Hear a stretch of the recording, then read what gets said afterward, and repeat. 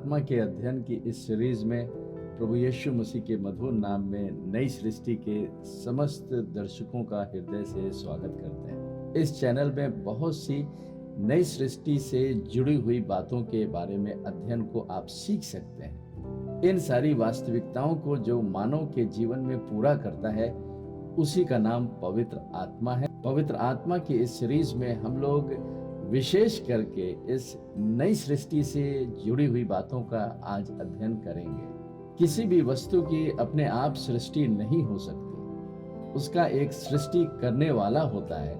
इसी प्रकार से मनुष्य की भी सृष्टि परमेश्वर ने की और इसीलिए परमेश्वर को सृष्टिकर्ता भी कहते हैं। इन बातों की सच्चाई को हम लोग बाइबल की उत्पत्ति नामक पुस्तक में पढ़ के देख सकते हैं और जानते हैं कि किस प्रकार से परमेश्वर ने मनुष्य की आत्मा की सृष्टि की और उसको अपनी समानता और स्वरूप में रचा इसलिए क्योंकि वो रचने वाला है। जब मनुष्य की सृष्टि पाप के कारण बिगड़ गई तो फिर से परमेश्वर ने उसे नई सृष्टि बना दी। इस प्रकार से आज मानवता में दो प्रकार की सृष्टि पाई जाती है।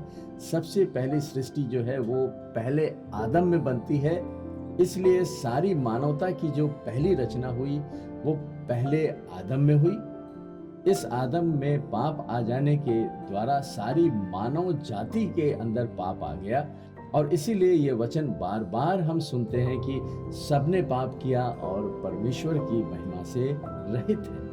प्रायः हर एक मसीही विश्वासी की जबान पर यह वचन रटा हुआ है, जिसे वो बचपन से ही कोट करते आए हैं कि सबने पाप किया, परमेश्वर की महिमा से रहित है। लेकिन संत पौलुस ने एक और पद कहा जो इसी रोमियो की 3 अध्याय के 24 पद में हमें पढ़ने को मिलता है, जहां इस प्रकार लिखा हुआ है, परंतु उसके अनुग्रह से उस छुटकारे के द्वारा जो मसीह यीशु में है सेत मेत धर्मी ठहराए जाते हैं।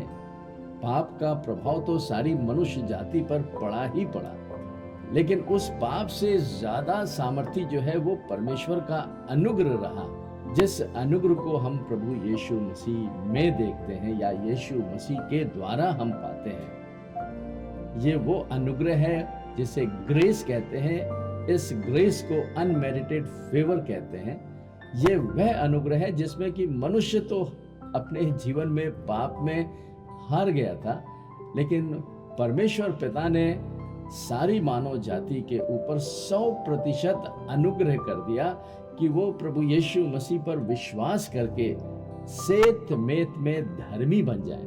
अक्सर मसीही मंडलियों में इस सच्चाई के ऊपर कम सोचा जाता है, कम इसका मनन होता है और बहुत ही कम इस सच्चाई को हम अपने जीवन में लागू करते हैं। संत पौलुस ने बहुत सफाई से बताया कि हम सेत मेत में धर्मी बन जाते हैं। धर्म नहीं बदल जाता है, लेकिन हम राइचियस बन जाते हैं। यीशु मसीह के द्वारा कोई नया रिलीजन नहीं आ जाता है, लेकिन हम नई धार्मिकता को पा जाते हैं। वो धार्मिकता जो परमेश्वर पिता ने अपने पुत्र प्रभु यीशु मसीह के द्वारा सारी मानव जाति को सेत मेत में उपलब्ध करा दिया, ताकि जो भी यीशु मसीह पर विश्वास करे वो परमेश्वर के जीवन को, उसके स्वभाव को पाले और इसी जीवन और स्वभाव को ही कहते हैं राइचियसनेस या धार्मिकता। इस सच्चाई का सीधा संपर्क जो है वो परमेश्वर की पवित्र आत्मा से है, क्योंकि पवित्र आत्मा की इस सीरीज में हम लोग अध्ययन कर रहे हैं कि आखिर पवित्र आत्मा क्या क्या करता है मनुष्य के जीवन को बचाने के लिए। अमूमन सेवकाइयों में पवित्र आत्मा के फल की चर्चा होती है और वो बहुत जरूरी भी है। ये फल पवित्र आत्मा का है जो कि हर एक विश्वासियों में नए जन्म को पाने के बाद आना चाहिए। नेचर में जब हम फ्रूटिंग की बात करते हैं तो हम पाते हैं कि ये एक प्रोसेस है, ये अपने आप से नहीं आ जाता। फ्रूटिंग के लिए एक समय लगता है। ये समय बीज के पेड़ बनने के बाद उसमें फूल आने के बाद उसमें फलों के आने पर निर्भर करता है।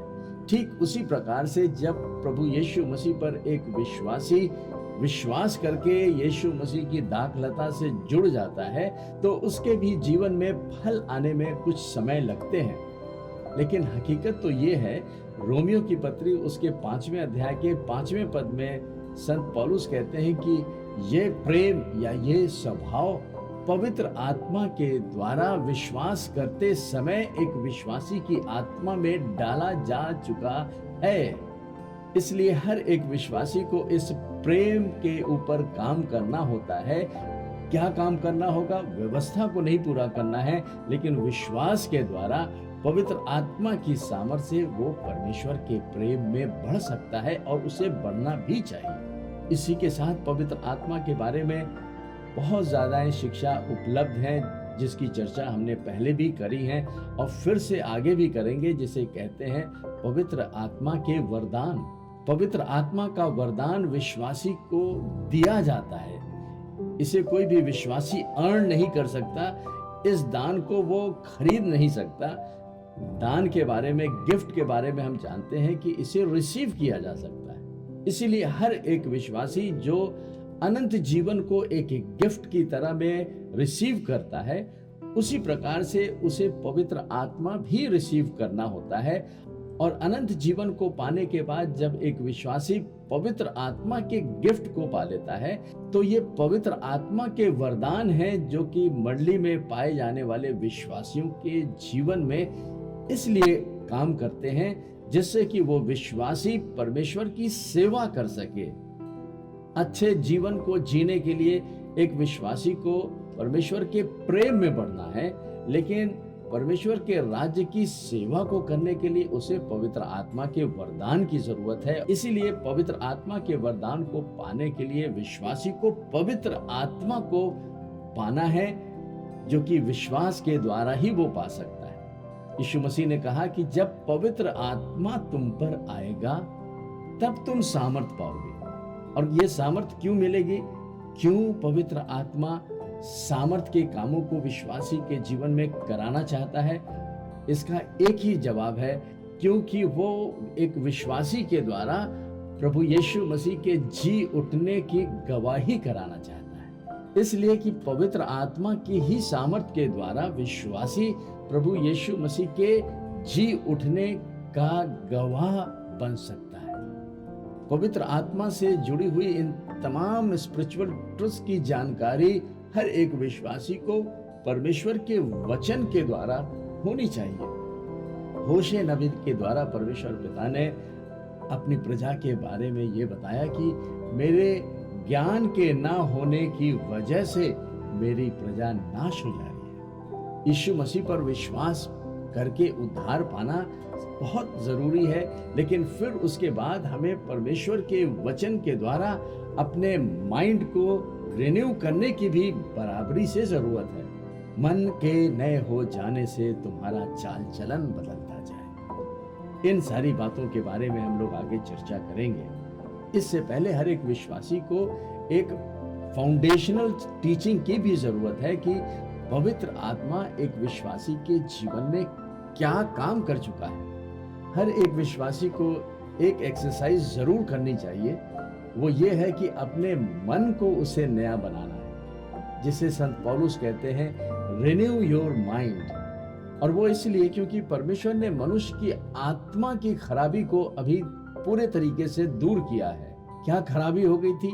पाप की वजह से मनुष्य की आत्मा में एक सड़ाहट आ गई थी, एक करप्शन हो गया था। और इसी आत्मा की सड़ाहट ने मनुष्य के मन को भी करप्ट कर दिया। बाइबल में लिखा है कि मनुष्य का मन बहुत चंचल है और इसी माइंड की चंचलता का प्रभाव मनुष्य के शरीर पे पड़ा।